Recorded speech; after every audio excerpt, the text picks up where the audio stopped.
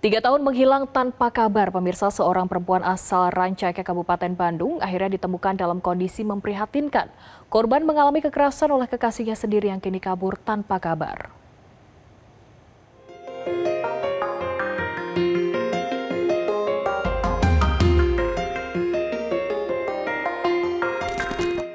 Kontrakan sederhana berukuran 2 petak di kawasan Cinunuk, Kabupaten Bandung menyimpan kisah pilu yang mengejutkan warga sekitar.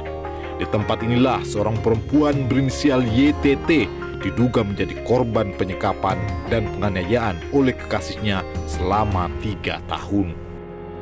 Setelah hidup dalam kurungan kekerasan, korban akhirnya ditemukan dalam kondisi memprihatinkan dan harus menjalani perawatan intensif di Rumah Sakit Hasan Sadikin, Bandung.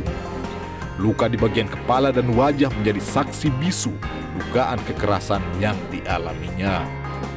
Menurut warga, korban sempat dibawa ke rumah sakit bersama kekasihnya yang diduga sebagai pelaku.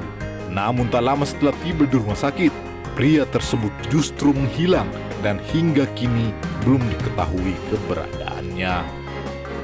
Keluarga terkejut saat mengetahui kondisi korban karena mereka mengira YTT bekerja di Jakarta dan kehilangan kontak sejak 2023 silam. Informasi terakhir, korban sedang menjalin hubungan dengan seorang pria berinisial TH. Pernah dibawa ke sini ke teman TT pertama pisan yang posisi itu ada saya sama mama itu sampai saat itu nggak pernah kesini lagi, cuma satu kali. Ya, langsung semenjak saat itu langsung lost contact aja sama TT. Biasanya seminggu sekali itu pulang ke sini. Kasih telepon ada tapi cuma jarang berikut, itu juga susah. Kalau dihubungin itu teh susah TT. Kadang kalau dihubungin itu teh bilangnya kasar, kayak bukan kakak sendiri gitu. Peristiwa ini menyita perhatian publik dan memicu keprihatinan luas. Tim advokat Hotman 911 turun memberikan pendampingan kepada keluarga korban. Mereka menilai dugaan kekerasan yang terjadi sangat serius dan mendorong aparat agar segera menangkap pelaku serta menuntaskan penyidikan secara menyeluruh.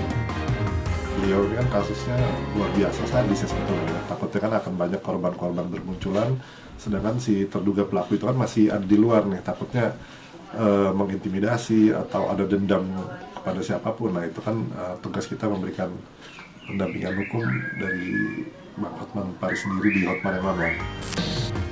Kasus ini kini telah ditangani Direktorat Reserse Kriminal Umum Polda Jawa Barat. Penyidik terus mendalami dugaan penyekapan dan penganiayaan serta memburu terduga pelaku yang sering berpindah-pindah lokasi untuk menghindari kejaran petugas. Dari Bandung, Jawa Barat, Roni Halim, Metro TV. Anggota Komisi 8 DPR RI Atalia Praratya menyoroti kepekaan sosial di lingkungan tempat tinggal korban.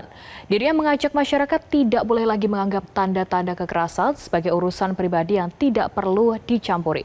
Komisi 8 DPR RI meminta kasus ini harus diusut tuntas dengan penerapan pasal penganiayaan berat dan perampasan kemerdekaan. Mungkin penyekapan sekeji ini bisa berlangsung selama 3 tahun di tengah pemukiman padat di area kos pula begitu ya. Saya sangat menyayangkan ketidakpekaan sosial yang terjadi di lingkungan sekitar. Tetangga kos mengaku sering mendengar benturan keras dari dalam kamar. Penjaga kos juga melihat korban dipapah dalam kondisi lemah sejak Maret 2026 dan pintu selalu dikunci dari luar. Mengapa tanda-tanda kejanggalan yang terang benderang seperti ini didiamkan? Kita tidak boleh lagi berlindung di kalimat, itu urusan rumah tangga orang lain. Ketika ada jeritan, ada kecurigaan, laporkan.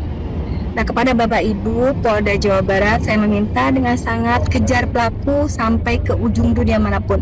Jangan beri ruang bernafas bagi manusia nirkemanusiaan ini. Komisi 8 DPR RI mendesak penerapan pasal berat